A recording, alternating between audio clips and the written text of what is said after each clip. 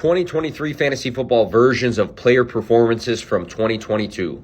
I'm just drawing some correlations here that can be useful in drafts. I'm not saying player A will be exactly like player B, but check these out.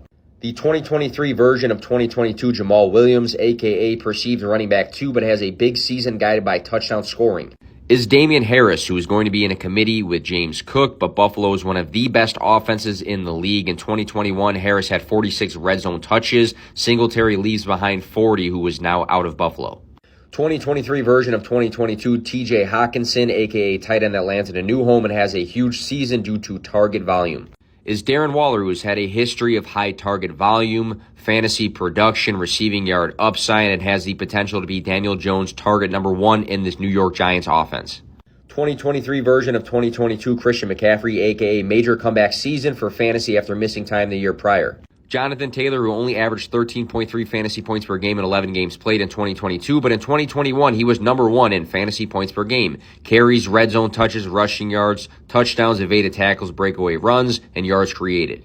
2023 version of 2022, Jerick McKinnon, a late-round running back with high receiving and touchdown upside that pays off for fantasy. Leonard Fournette, I know we don't know where he is going to go, but looking at his history of having receiving yard, and touchdown upside, I think he can be utilized in that sense, along with being a goal line running back wherever he does go. 2023 version of 2022, Jalen Hurts, aka major rushing upside quarterback with situational changes to take a big leap in fantasy scoring. This one is obvious. It's Justin Fields, who led the league in rushing yards for the quarterback position. He also averaged 24.8 points per game weeks 6 through 18. Big changes to the offensive line. They added DJ Moore, and now their wide receiver room is actually healthy.